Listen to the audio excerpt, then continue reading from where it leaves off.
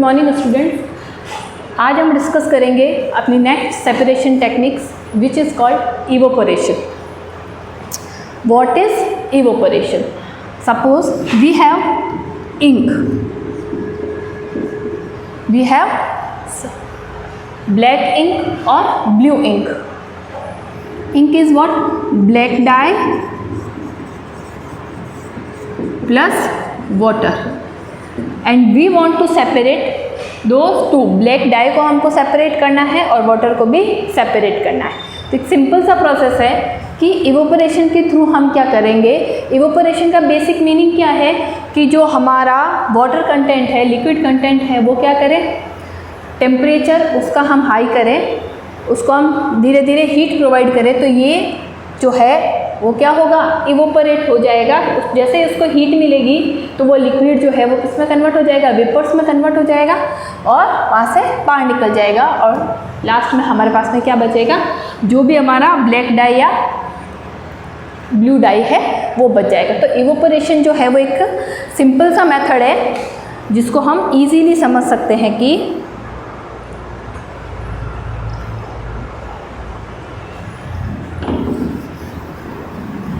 Suppose हमको इसमें इस प्रोसेस में करना क्या है। सपोज हमारे पास में क्या है, एक चाइना डिश है, इसके नीचे हमारे पास में है बीकर,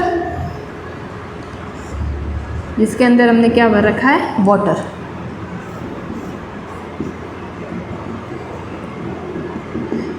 और ये है हमारा बर्नर। इसके अंदर हमने जैसे ले ली ब्लैक इंक, क्या ले ली हमने, ब्लैक इंक ले ली। ब्लैक और आप जो है वो ब्लू भी ले सकते हो। अब हमको क्या करना है, इस बर्नर को ऑन करके इसको हीट प्रोवाइड करनी है। इसको क्या करनी है, हीट प्रोवाइड करनी है। जैसे ही ये गर्म होगा तो ऊपर की तरफ क्या उठने लगेंगे, वाटर वेपर्स। वाटर वेपर्स जो है वो बाहर इन्वायरमेंट में, एटमॉस्फेयर में आने लगेंगे और जैसे ही इसका जो वाटर कंटेंट है वो वेपर्स के थ्रू क्या हो जाएगा, इससे सेपरेट हो जाएगा। तो ये जो हमारी डिश है इसमें हमारे पास में सिर्फ जो ब्लैक डाई है, जो क्या है, ब्लैक डाई जो है वो हमारे पास में यहाँ पे क्या होगी, रह जाएगी। तो इवोपोरेशन जो है वो बहुत ही सिंपल टेक्निक है जिसके थ्रू हम क्या कर सकते हैं, ऐसी चीज़ें जिसके अंदर एक चीज़ जो है वो क्या है, वाटर के अंदर सॉल्यूबल है और वाटर कंटेंट जो है वो वेपराइज हो जाता है, तो हमारे पास में जो दूसरा कंटेंट है वो क्या होगा, रह जाएगा। सपोज एक और एग्जांपल इसका देख सकते हैं हम। Suppose we have mixture of salt and water, we have mixture of salt and water and we want to separate those two. तो हम क्या करेंगे, ये जो हमारा मिक्सचर है इसको हमने किसी डिश में ले लिया और उसको हमने क्या कर दी, हीट प्रोवाइड कर दी।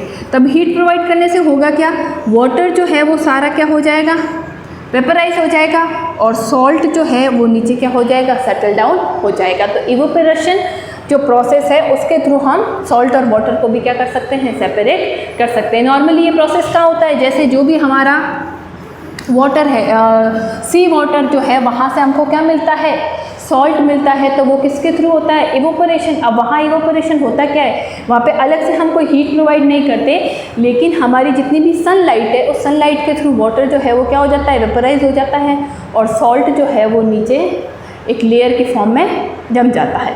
अब वो जो सॉल्ट होता है उसमें बहुत सारी क्या होती है, इम्प्योरिटीज़ होती है, तो उस सॉल्ट को हम फिर एक फर्दर मेथड से क्या करते हैं, प्यूरिफाई करते हैं। ठीक है, तो एक ये सिंपल सा मेथड है हमारा इवोपोरेशन। उसके बाद में एक मेथड आता है हमारा विच is called chromatography. Chromatography, what is chromatography? Chromatography क्या होता है, यहाँ देखो ये नाम, ये नेम जो है वो सुनने में बड़ा कॉम्प्लिकेटेड लग रहा है। क्रोमो मीन्स होता है सिंपल सा कलर, क्या होता है, कलर। ठीक है, अब सपोज मेरे पास में ब्लैक डाई है।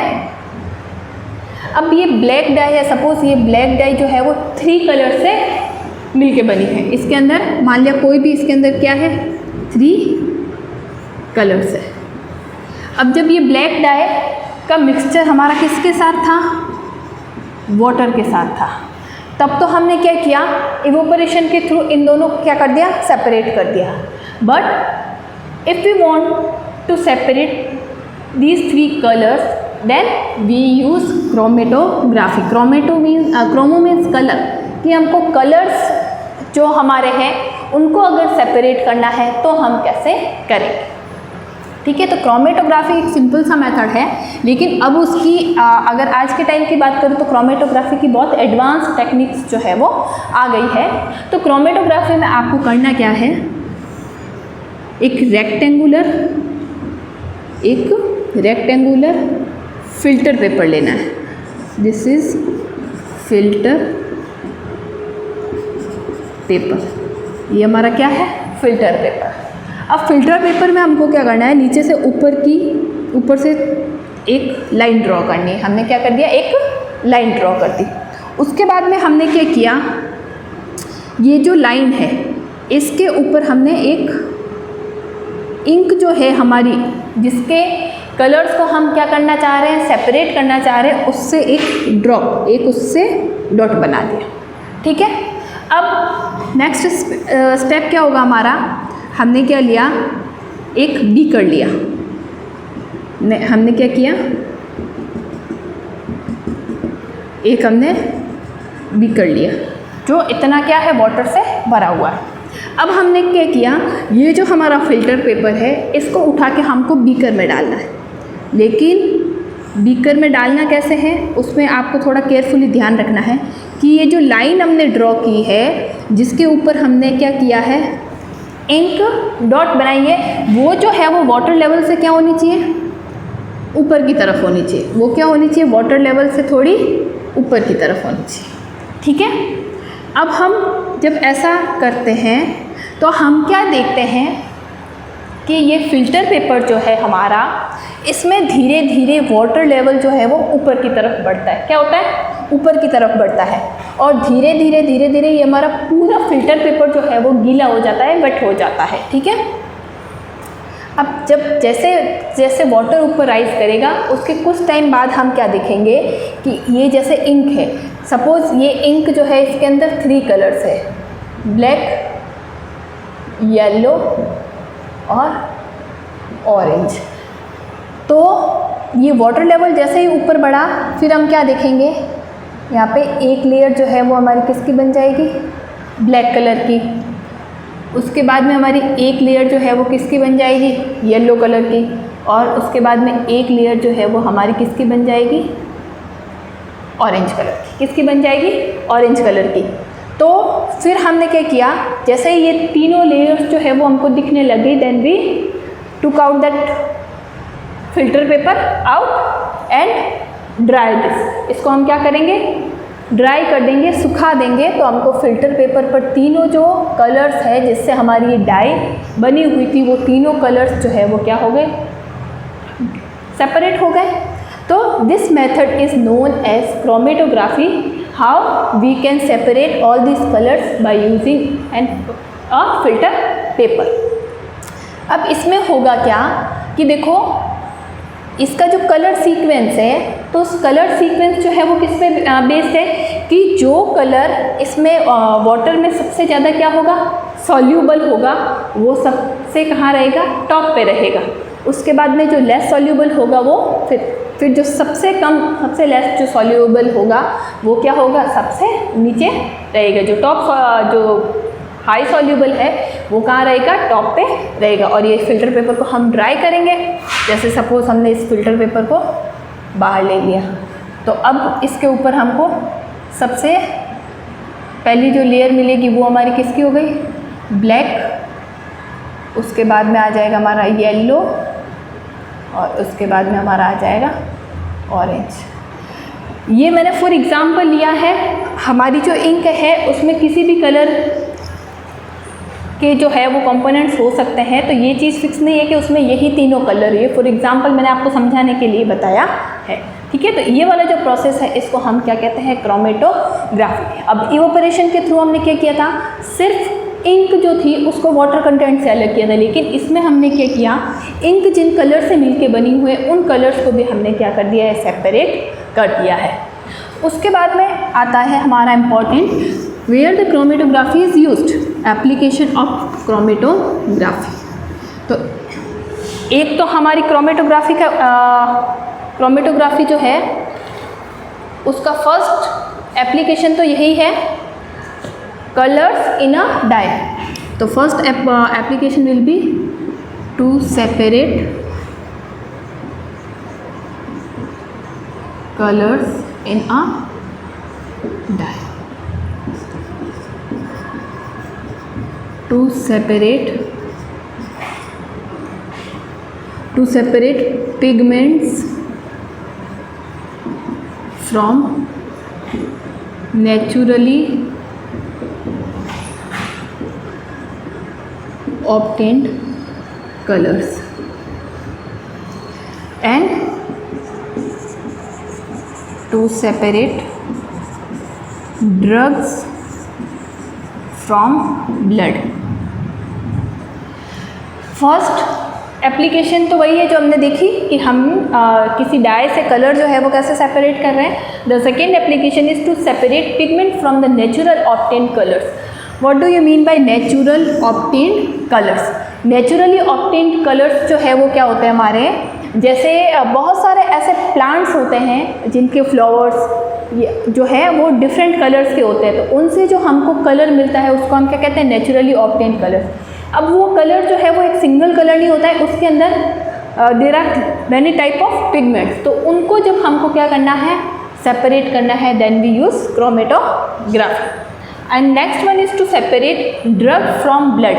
डॉक्टर जो है वो क्या करता है, जैसे हमने कोई ड्रग लिया है या हमने ऐसे कोई टेबलेट खाई है तो वो हमारे ब्लड में क्या हो जाती है, सॉल्यूबल हो जाती है। तो डॉक्टर जो है उस ड्रग को ब्लड से सेपरेट करने के लिए, उसका कंटेंट पता करने के लिए भी किसका यूज़ करते हैं, क्रोमेटोग्राफी का यूज़ करते हैं। तो these are the application of chromatography.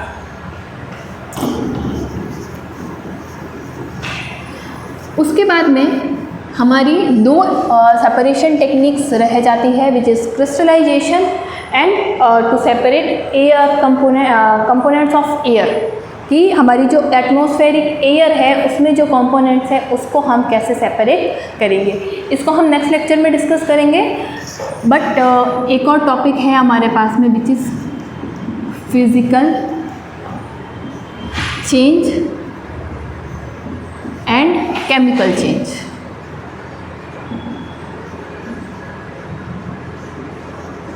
Physical change and chemical change.